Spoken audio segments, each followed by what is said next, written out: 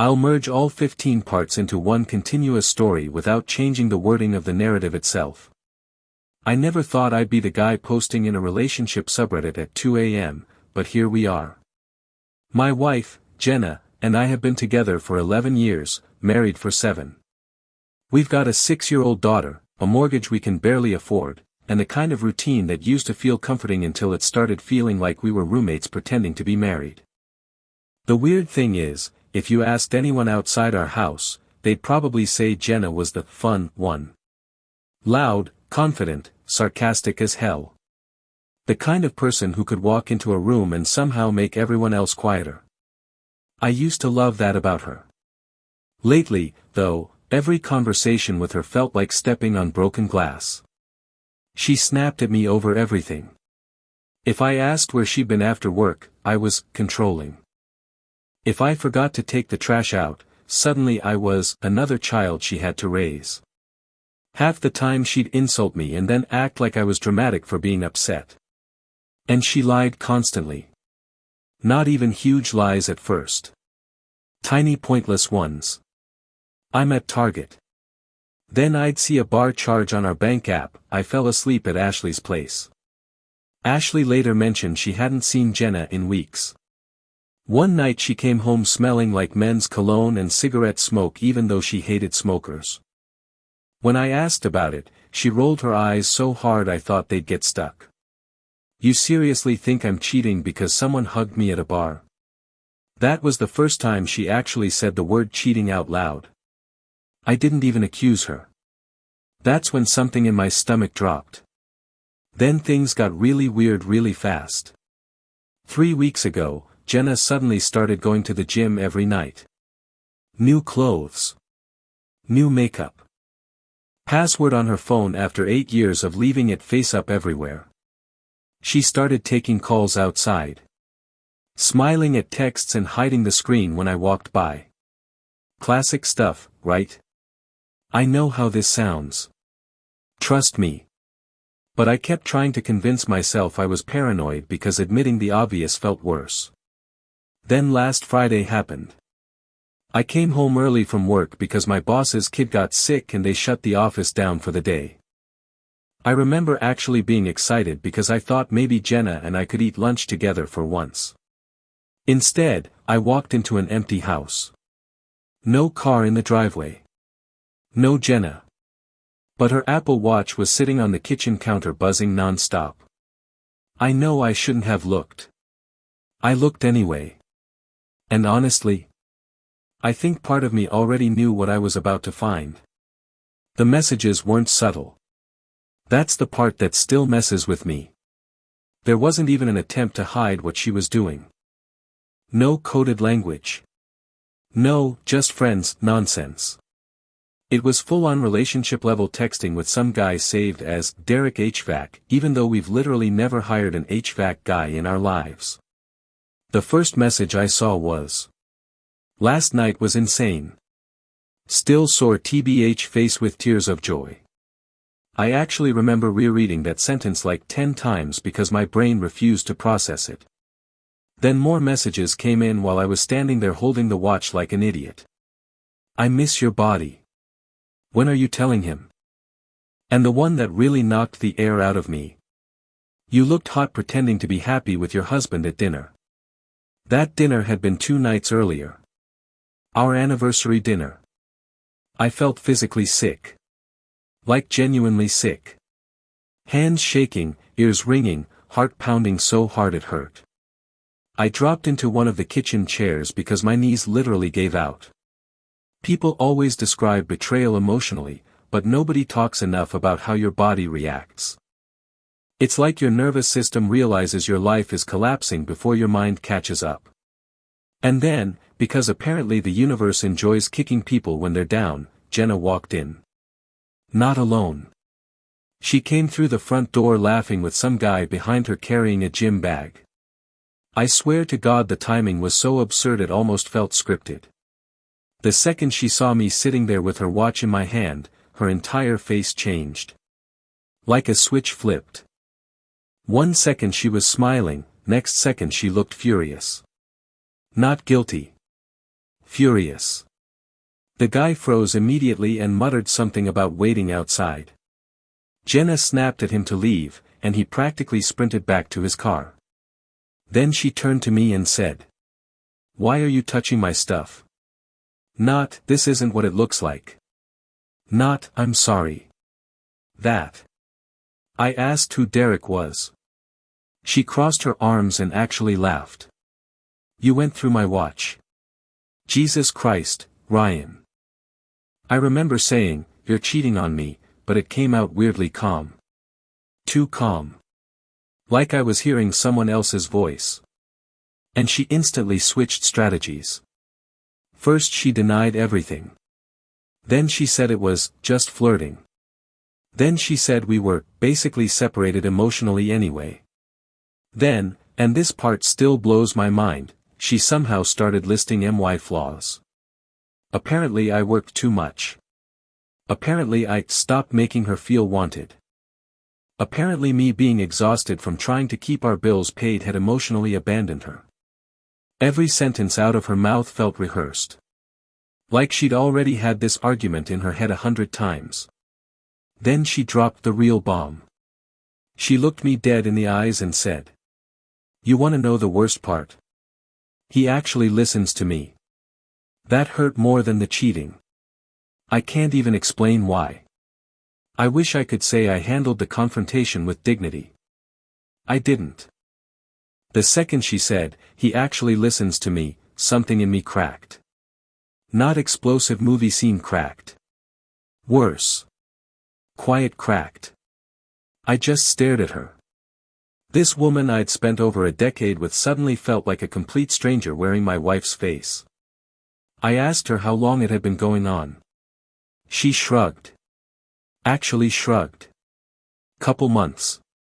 Later I found out it had been closer to a year. That's the thing about habitual liars, they lie even when the truth would already destroy you. I asked if she loved him.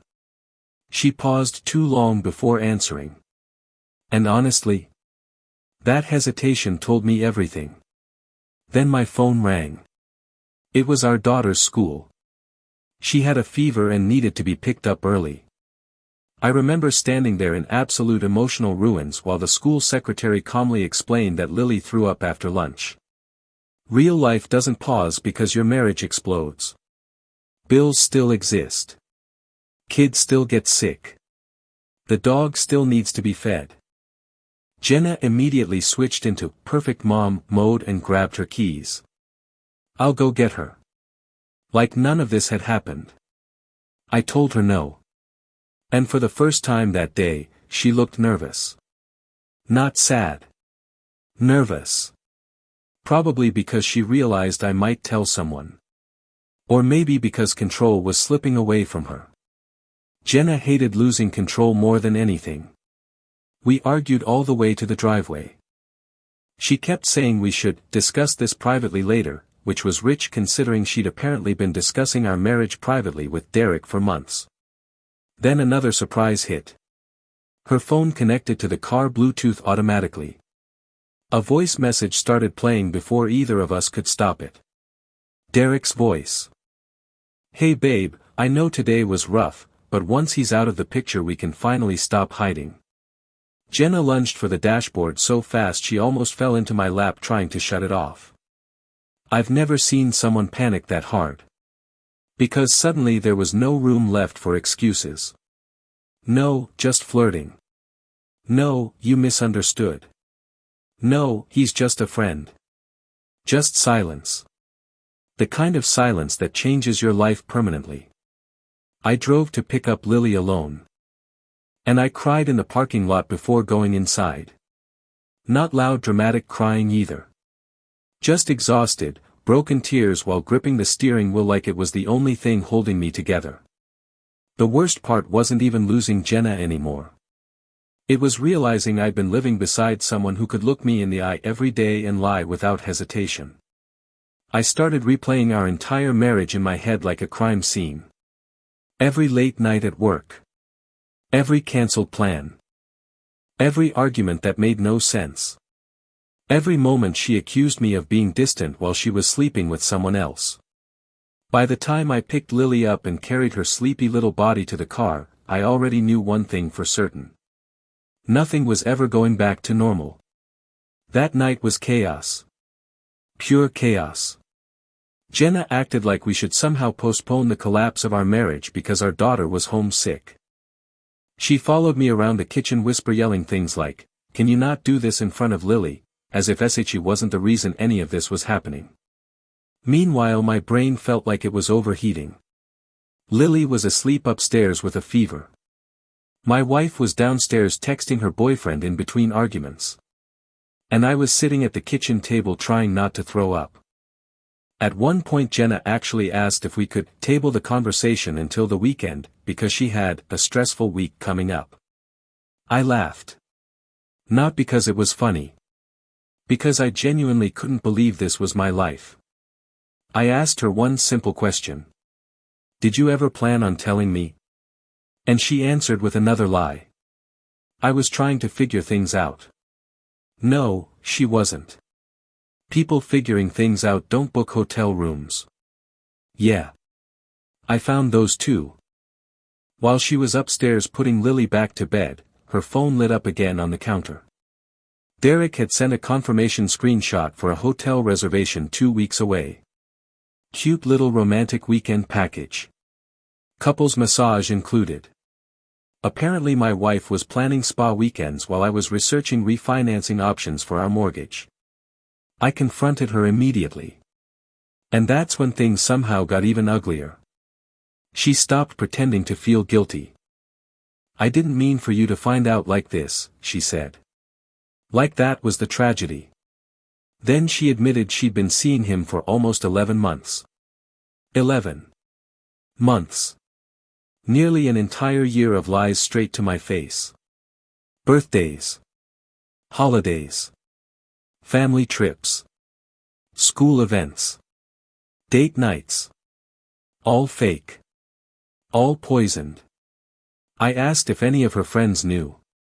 Another pause. That was my answer. Turns out at least 3 of her friends had known the entire time. One of them had even covered for her multiple times. I cannot explain how humiliating that realization was. Finding out people smiled in your face while secretly knowing your marriage was a joke hits differently. Then came the most insane moment of the night. Her sister called. And Jenna accidentally answered on speaker. "So did you finally tell him about Derek, or are you still dragging it out?" Dead silence. Jenna's face went completely white. Her sister realized instantly. "Oh my God, he's there, isn't he?" I have never witnessed panic spread across someone's face that fast. Jenna started screaming at her sister, screaming at me, blaming everyone except herself. At one point she literally shouted, "You think you were such a perfect husband?" Which honestly told me everything I needed to know. Because when someone gets caught and immediately starts rewriting history, they're not trying to fix things. They're trying to escape accountability. Around midnight she finally broke down crying. But even then it felt off. Like she was crying because her life was collapsing, not because she hurt me. There's a difference. And once you see it, you can't unsee it. I barely slept. Every time I closed my eyes, my brain replayed random memories and twisted them into something ugly. Our anniversary dinner. The way she kept checking her phone under the table. The girls' weekends. The random fights she started before leaving the house, probably so she could justify disappearing afterward. At like 4 a.m. I went downstairs for water and found Jenna sitting on the couch in the dark. She looked exhausted. Mascara smeared. Wrapped in a blanket. For a second, and I hate admitting this, I almost felt bad for her. Then she spoke. "You told me once you'd never give up on us." And just like that, the sympathy vanished. Because even then, even after everything, she was still trying to manipulate the conversation into being about my loyalty instead of her betrayal. I asked if she'd ended things with Derek. She hesitated. Again. That hesitation became the soundtrack of my marriage. Finally she said, "I don't know." I remember laughing quietly to myself because the situation had become so ridiculous it barely felt real anymore. Then she said something that genuinely stunned me. "She's attached to him." At first I didn't even understand what she meant. Then my stomach dropped. She was Lily. Apparently Jenna had introduced our daughter to Derek months ago. As mommy's friend. I felt cold all over. There are moments where anger becomes something deeper and uglier. That was one of them. I asked how many times. She said, "A few." Later I found out Derek had taken my daughter for ice cream. Had watched cartoons with her. Had been in my house while I was at work. I cannot properly describe the level of betrayal that hit me in that moment. It wasn't just cheating anymore. She had quietly inserted another man into our child's life while still sleeping next to me every night. I lost it. Not violent. Never violent. But loud. Loud enough that Lily woke up upstairs crying. And suddenly Jenna flipped instantly into victim mode. "Look what you're doing to her." That sentence nearly broke my brain. I remember pointing at her and saying, "You did this." And for once, she had absolutely nothing to say back. The next morning things got even stranger. I got a Facebook message from someone I didn't know. A woman named Erica. Her opening line was, "I think our partners are having an affair." Turns out Derek had a girlfriend too. Of course he did. Apparently she found my profile through tagged photos from Jenna's Instagram. She sent screenshots, dates, hotel receipts, everything. The affair wasn't some spontaneous emotional mistake. These two idiots had practically built a second relationship together. And Erica dropped one final bomb before ending the conversation. "She thinks he's leaving me for her." That was the moment everything inside me finally went numb. Because somehow, despite all the lies and chaos and humiliation, my wife genuinely believed this fantasy life she'd created was going to have a happy ending. What happened next was one of the most surreal nights of my life. My wife and her affair partner's girlfriend ended up sitting at my kitchen table together while I made coffee like some exhausted hostage negotiator. Nobody knew what to say at first. Erica kept crying quietly into napkins while Jenna looked like she wanted the floor to swallow her whole. Which, honestly, was the first genuinely human reaction I'd seen from her in days. Then Erica pulled out her phone and started showing us messages from Derek. And wow! This guy was a complete psychopath. He'd apparently told Erica for months that SHE was emotionally abusive and unstable while secretly planning a future with my wife behind her back. Meanwhile he was telling Jenna that I was holding her back from her real happiness. Classic manipulator garbage. But then Erica showed us the latest messages. That's when things took another turn. Derek had been lying to Jenna too. A lot. Turns out he wasn't separated like he claimed. He and Erica were fully together the entire time. He also apparently lied about his job, his finances, and, this one almost made me laugh from sheer disbelief, his age. The man was 42. Jenna thought he was 34. I wish I were joking. You should have seen her face when Erica said that. It looked like someone unplugged her brain. And suddenly all the confidence Jenna had carried during the affair started collapsing. Fast. She kept repeating, "That's impossible," while Erica calmly showed proof after proof after proof. Then Erica dropped the nuclear bomb. Derek had been seeing another woman too. Not just my wife. A third woman. At this point I actually laughed out loud because the situation had become so absurd it crossed into dark comedy territory. Jenna didn't laugh. She looked sick. Really sick. Like reality had finally punched through whatever fantasy she'd been living in. And then came the line I'll probably remember forever. Erica looked at Jenna and said, "You blew up your family for a man who lies to everyone." Silence. Complete silence. Because there was nothing to argue with anymore. Not for me. Not for Jenna. Not for anybody. After Erica left, Jenna completely unraveled. Not angry this time. Destroyed. She started sobbing harder than I'd ever seen. Hyperventilating, shaking, the whole thing. She kept saying she'd ruined everything, over and over.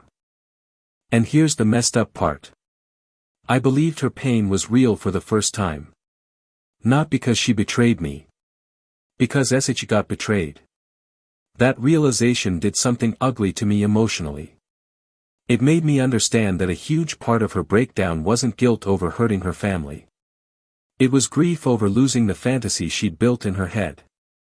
The affair stopped being exciting the second reality entered the room. Around 2 a.m. she asked me if I thought we could still save our marriage.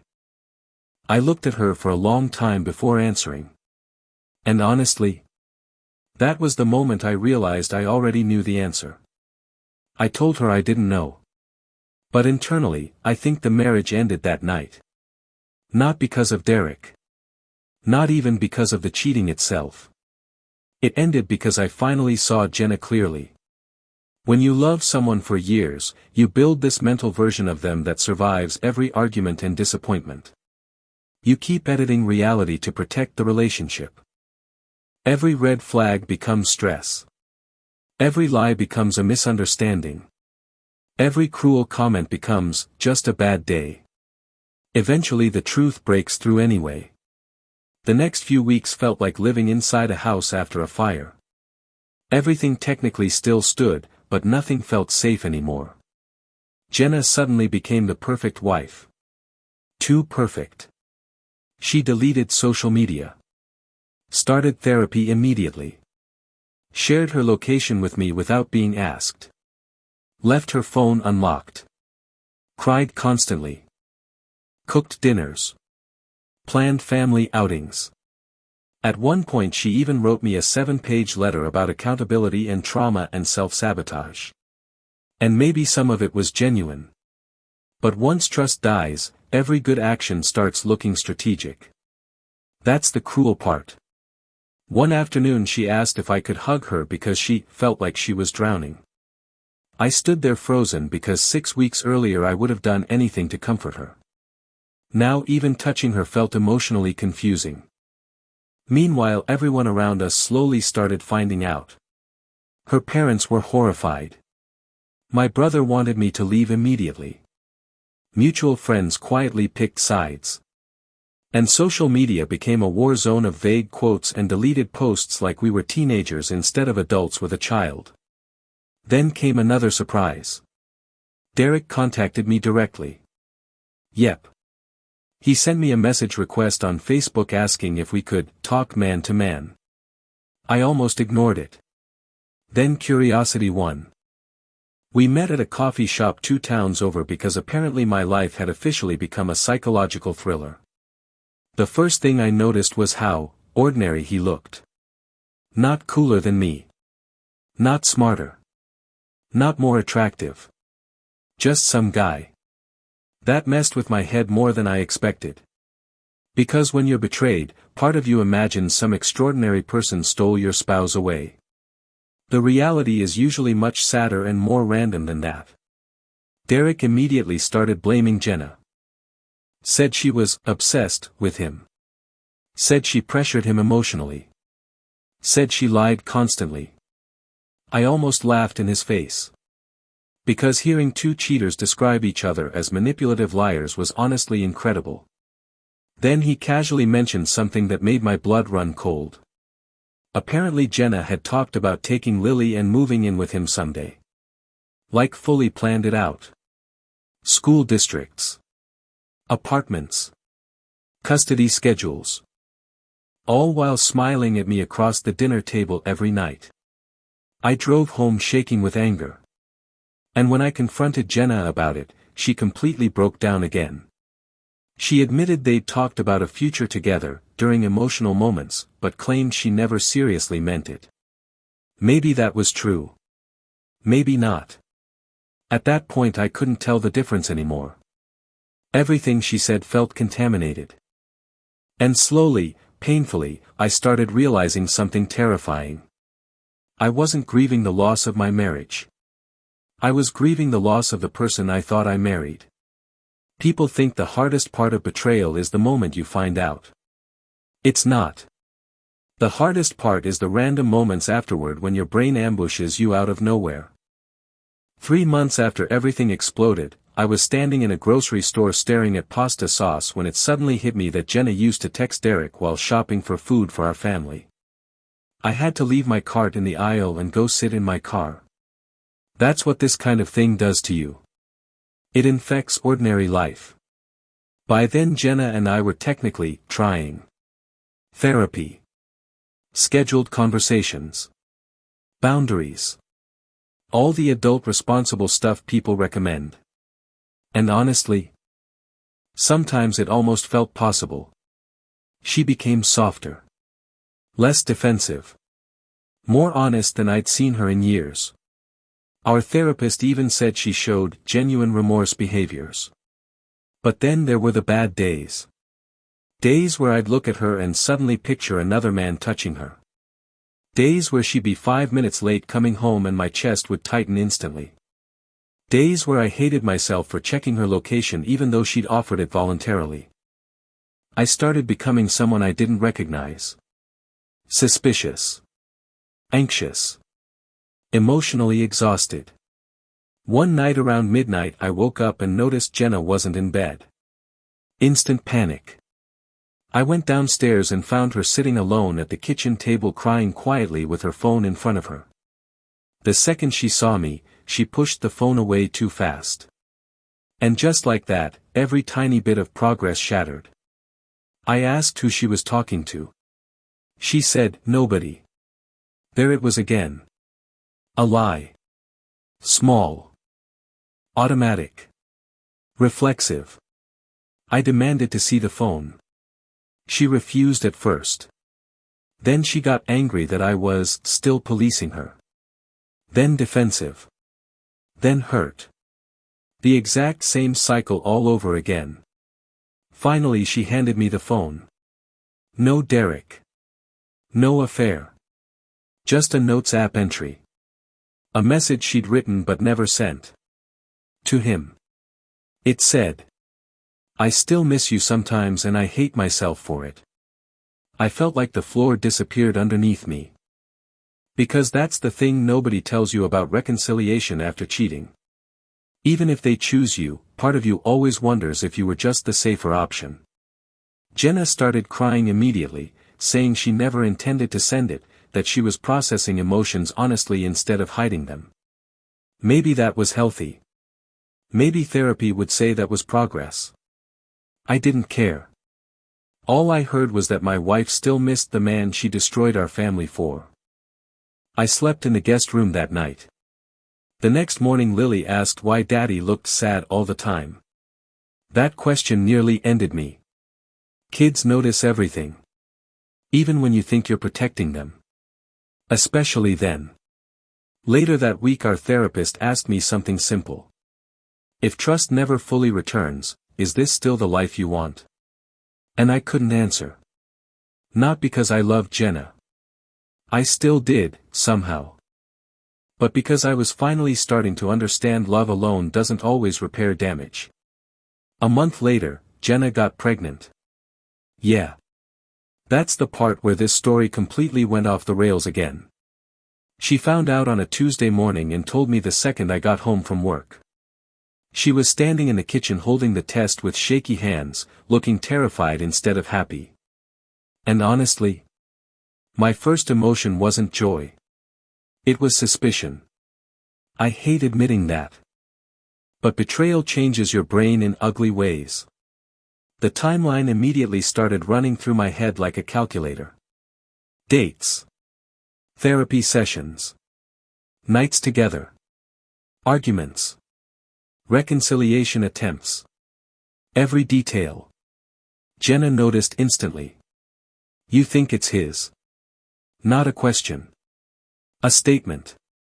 I didn't answer fast enough, which basically answered for me. She started crying immediately. And before anyone jumps on me, yes, I know how awful that sounds. I know how painful that must have been for her to hear without words. But after months of lies, secrets, and discovering entire hidden versions of my wife, trust wasn't exactly operating at full strength. She offered a DNA test before I even asked. That hurt too. Not because she offered. Because she already knew why she needed to do it. The next few weeks were emotional whiplash. Part of me wanted this baby to somehow mean something hopeful. A reset. Proof that maybe life could still move forward after disaster. Another part of me felt trapped. Like the universe had chained me permanently to a relationship I still didn't know how to survive. Meanwhile, Jenna became obsessively focused on fixing us. Constant reassurance. Constant check-ins. Constant emotional conversations. Sometimes it felt sincere. Other times it felt desperate. Then came another random disaster because apparently peace was illegal in our household. Derek contacted Jenna again. Not romantically this time. Angrily. Apparently Erica had finally left him, and now he suddenly wanted closure with my wife. Jenna showed me the messages voluntarily, which was probably the smartest thing she'd done in months. But one message stood out. You told me you loved me more than him. I stared at that sentence for a long time. Jenna immediately started explaining context, emotions, manipulation, affair brain nonsense, all the things therapists and articles talk about. None of it mattered. Because whether she meant it or not, she had said it.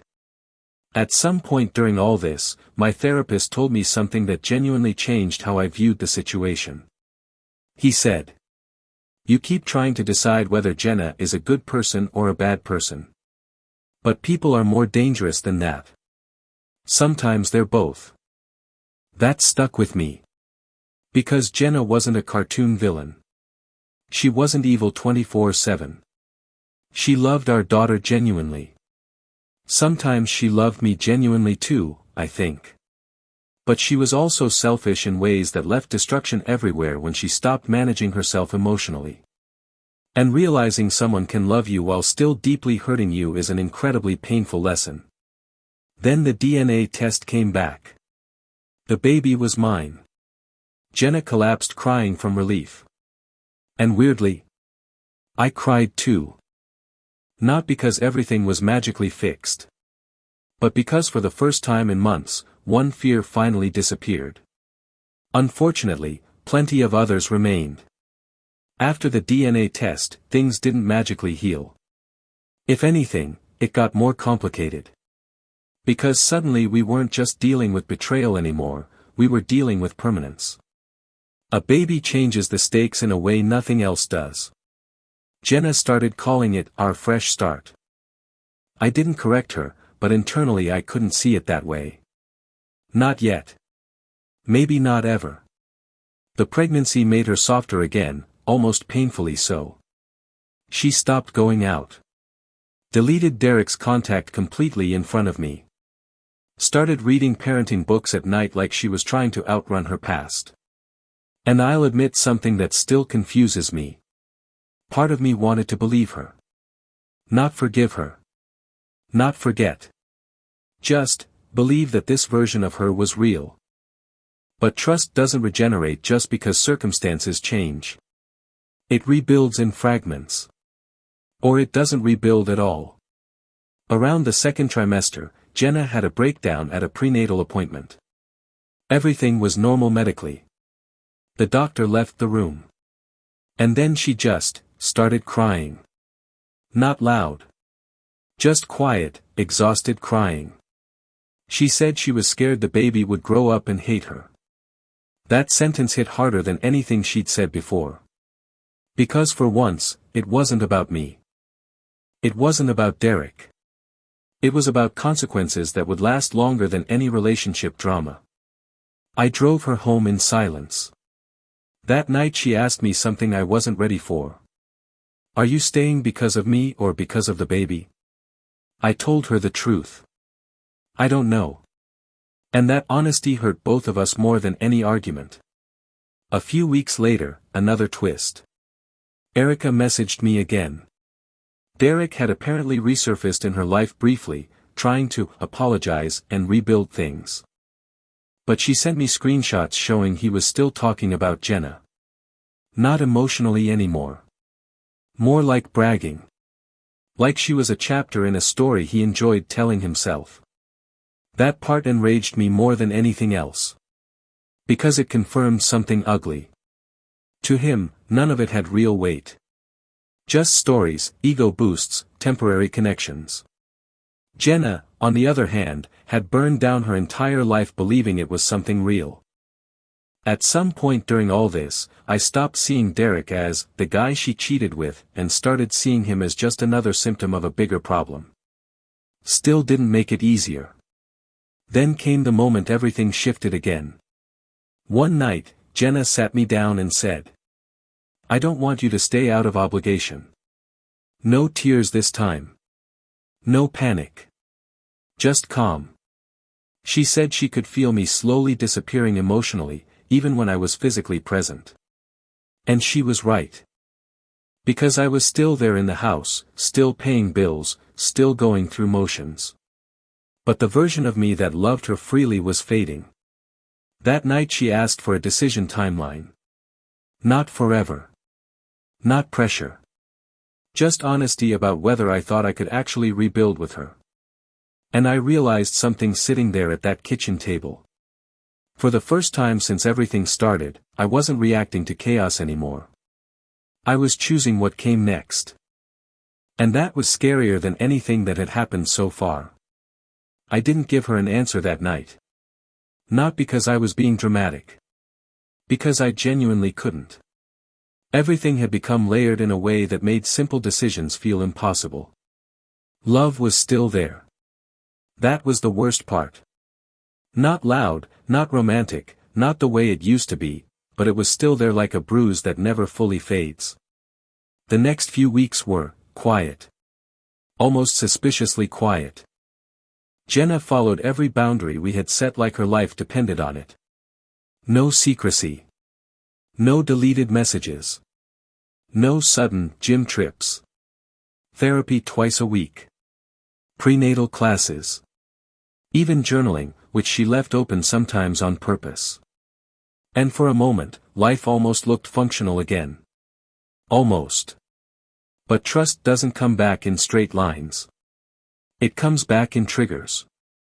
Like the time her phone buzzed and I instinctively felt my stomach drop, even though it was just her mom asking about baby names.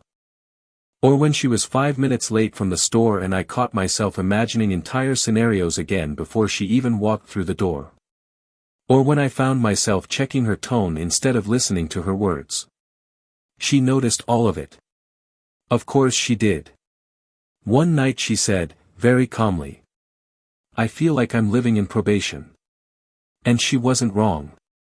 But I also felt like I was living inside the aftermath of a disaster someone else caused but I still had to clean up. Then came another unexpected twist. My brother called me late one evening. Not angry this time. Just tired. He said something I didn't expect. "If you stay, you have to actually forgive her someday. Not pretend. Not coexist. Forgive. Otherwise you're just punishing both of you slowly." I hung up thinking about that for hours. Because I realized I hadn't actually decided whether forgiveness was even possible for me. I had been focusing on survival instead. The pregnancy was progressing. Jenna was changing physically, emotionally, everything. There were moments where she felt more grounded than I'd seen in years. And moments where she looked like she was terrified of her own reflection. Around month 7, something small cracked everything open again. I found an old email draft on her tablet. Not sent. Dated from early in the affair period. It was addressed to Derek. And it wasn't just love notes. It was planning. She had written about how she imagined introducing him to Lily long-term. How she thought she might transition out of the marriage carefully. How she didn't want me to feel blindsided. Reading that felt like being punched in the chest repeatedly. Because it wasn't just betrayal anymore. It was intent. She hadn't just fallen into something. She had been building a path. When I confronted her, she didn't deny it immediately. That was new. She just sat down and put her head in her hands. And said, "I wasn't thinking like a normal person back then." And I believe that's true. But believing something is true doesn't always make it easier to live with. That night I slept in the guest room again. And for the first time, I didn't feel angry. Just tired. Deep, bone-level tired. Like I was standing at the edge of a decision I could no longer delay. And I finally understood something I had been avoiding for months. There was no version of this where I didn't lose something. The baby came early. Not dangerously early, but early enough to turn everything into chaos again. It started in the middle of the night. Jenna woke me up breathing weirdly and gripping her stomach, trying to convince herself it was probably nothing. It wasn't. By the time we got to the hospital, she was already in active labor. And suddenly all the relationship history, all the lies, all the therapy conversations, it all got shoved into the background like it didn't matter. Because nothing resets priorities like hearing your partner scream in pain while doctors start moving faster around you. I stayed with her the entire time. Not out of forgiveness. Not out of obligation. Just instinct. There were moments in that delivery room where she reached for my hand without even thinking, and I held it without thinking either. And for a few hours, none of the past existed in a way I could process. Then our son was born. Healthy. Loud. Real. And everything got complicated again immediately. Jenna cried the second she saw him. Not the exhausted kind of crying. The overwhelming, shaking kind where you can't even form words. She kept saying she was sorry over and over, like the baby was somehow the final receipt for everything she'd done. I didn't say much. Because I didn't know what would be honest. That night, after the nurses left and everything finally got quiet, I stood by the hospital window holding this tiny person who had nothing to do with any of it. And I felt something I didn't expect. Clarity. Not peace. Not healing. Just clarity. Because in that moment I realized something simple but heavy. I couldn't undo what happened. But I also couldn't keep living permanently frozen inside it. Jenna asked me, very quietly, if I thought we were going to be okay. And I finally answered her properly for the first time in a long time. I don't know if we're going to be us again. She started crying again immediately. But I kept going. But I know I'm going to be here for him. No matter what happens with us. That was the first boundary that felt real. The next few days in the hospital were strangely calm. Family visited. Paperwork got signed. Life did what life always does after big emotional events, it forced structure back into place. But underneath all of it, there was an unspoken understanding forming between me and Jenna. We were no longer just fixing a marriage. We were deciding what kind of co-parents we were going to become. And that shift changed everything. Because suddenly, staying together wasn't the default option anymore. It was just one option among many. And for the first time since this entire nightmare started, I stopped feeling trapped in the story. And started realizing I might actually be able to choose how it ends. I didn't think there would be a final chapter moment. But looking back, I think it happened on an otherwise completely normal Tuesday. Nothing dramatic. No arguments. No emotional breakthrough. No big conversation. Just normal life. I picked up the kids from Jenna's place like usual. We did the usual handoff. She reminded me about a doctor appointment. I reminded her about a school form. We checked backpacks, snacks, schedules. And then there was this pause. The kind that used to feel heavy, but now just felt empty in a neutral way. Jenna closed the door behind her and didn't immediately go back inside. She just stood there for a second. Then she said, "I think this is what stability actually looks like." I laughed a little because of the irony. All those years of her saying I was just stable, like it was a flaw, and now stability was the thing we were both quietly relying on. I nodded and said, "Yeah. I think so too." And that was it. No deeper meaning attached to it. No emotional collapse. No reconciliation arc. No sudden realization that we were meant to be. Just acknowledgement. On the drive home, I kept thinking about how strange it is that the worst period of my life didn't end with closure. It ended with structure. Schedules. Boundaries. Co-parenting. Separate lives that occasionally overlapped at the edges. And somehow, that was what made it survivable. A few weeks later, I had another therapy session where I finally said something out loud that I had been avoiding for a long time. I don't think I hate her anymore. My therapist didn't react much. Just nodded like that was expected.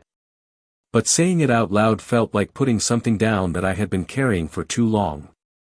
Not forgiveness. Not amnesia. Just release of constant emotional weight. Jenna and I still have moments where the past echoes. We probably always will. But it doesn't define every interaction anymore. Sometimes we even talk about completely ordinary things now. The kids. Work stress. Funny moments from their day. And occasionally, there's even something close to ease between us. Not love in the old sense. Not the version that got broken. Something smaller. More human. More contained. If I had to say what I learned from all of it, it wouldn't be a neat moral. It would be this. People don't usually destroy your life in one moment. They do it slowly, through repeated choices you don't fully understand until you're standing in the aftermath trying to recognize yourself again. And rebuilding doesn't always mean going back. Sometimes it just means accepting that forward is the only direction left. And learning how to live there without turning the past into the place you stay stuck in. That's where I am now. Not fixed. Not erased. Just, moving forward.